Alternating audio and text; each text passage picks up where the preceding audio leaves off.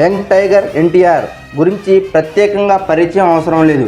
నందమూరి నటవారసుడిగా ఇండస్ట్రీలోకి వచ్చి స్టార్ హీరోగా ఎదిగారు. అయితే ఈయనకు 21 ఏళ్ల వయసులోనే సింహాద్రి సినిమా ఎంతో స్టార్డమ్ను తీసుకొచ్చింది. సింహాద్రి సినిమా చేశాక ఎన్టీఆర్కి చాలామంది అభిమానులు పెరిగారు. అయితే ఆ సినిమా తీశాక ఎంత పెద్ద హిట్ సినిమాలు చేసినప్పటికీ ఎన్టీఆర్ని సింహాద్రి రేంజ్లోనే ప్రేక్షకులు ఊహించుకోవడం వల్ల అది ఎన్టీఆర్కి కాస్త మైనస్ అయిందని చెప్పుకోవచ్చు.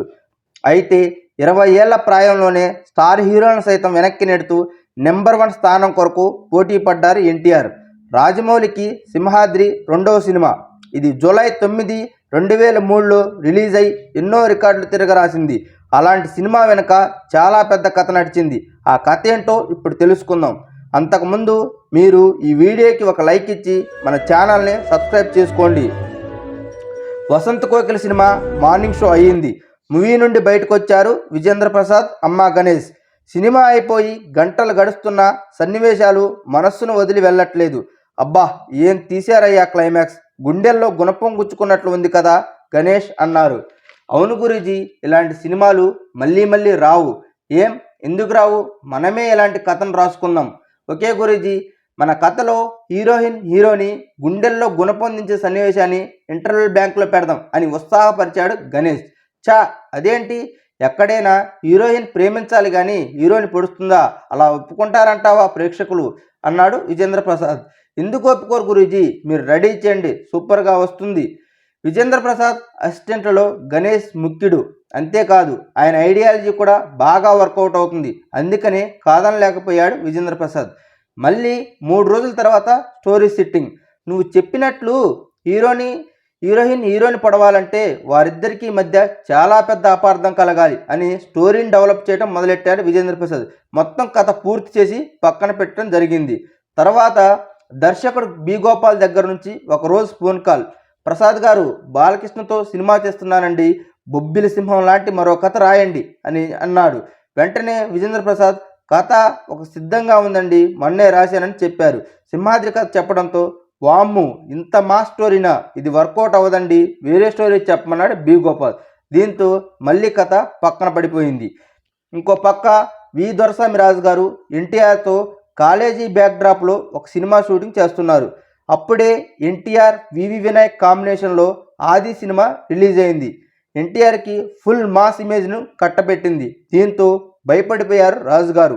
వామ్ము మన సినిమానేమో క్లాస్గా ఉంది, ఇప్పుడేమో ఎన్టీఆర్కు పూర్తిగా మాస్ ఇమేజ్ వచ్చి పడింది, ఏం చేయాలో అర్థం కాని పరిస్థితి. దీంతో సగం షూటింగ్ జరిపిన ఆ సినిమాను ఆపివేయడం జరిగింది. ఎన్టీఆర్కి సమయం దొరికినప్పుడల్లా తన తాతగారు బాబాయ్ సినిమాలు చూస్తుండటం అలవాటు.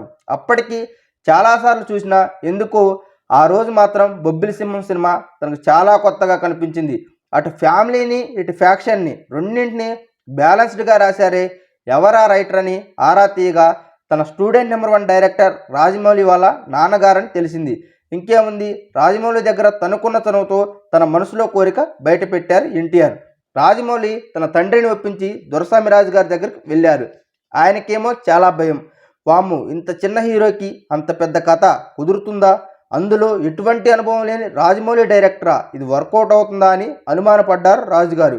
రాజమౌళికి ఇంకాస్త కసి పుట్టుదల పెరిగాయి. నన్ను నమ్మి సినిమా తీయండి గురువుగారు, గ్యారంటీగా బాగా తీస్తా అన్నాడు. అన్నీ కుదిరి మీ సెట్స్ పైకి వెళ్ళింది. పేరు సింహాద్రి అని పెట్టారు. నటీనటులుగా ఎన్టీఆర్కి జోడీగా భూమికను, అంకితను హీరోయిన్లుగా పెట్టడం జరిగింది. మెయిన్ క్యారెక్టర్లుగా నాజర్, సీత, భానుచందర్, శరత్ సక్సేనా, ముఖేష్ రుషి, బ్రహ్మానందం సెట్ అయ్యారు. సంగీతం ఇంకా తన పెద్దన్నే కీరవాణికి అప్పగించారు. పెద్దన్న పాటలు చాలా మాస్గా ఉండాలి, ఎన్టీఆర్ డ్యాన్సులు ప్రేక్షకులకు బాగా చూపించాలి అన్నాడు రాజమౌళి. వెంటనే రెడీగా ఉన్న కొన్ని పాటలు విని తమ్ముడు అని కీరవాణి కొన్ని పాటలు వినిపించడం జరిగింది. దాంట్లో రాజమౌళికి ఒక పాట విపరీతంగా నచ్చేసింది. అదేనండి, నువ్వు విజిలేస్తే ఆంధ్ర సోడా బుడ్డి అన్న, ఈ పాట ఓకే, కానీ మిగిలిన పాటలన్నీ ఫ్రెష్గా రెడీ చేయమని కోరాడు రాజమౌళి. సినిమాటోగ్రఫీగా రవీంద్ర బాబాని, ఎడిటింగ్కి కోరి వెంకటేశ్వరరావుని పెట్టుకొని కథలో కొన్ని మార్పులు చేసుకుంటూ సినిమా షూటింగ్ చాలా వేగంగా చేయడం జరిగింది.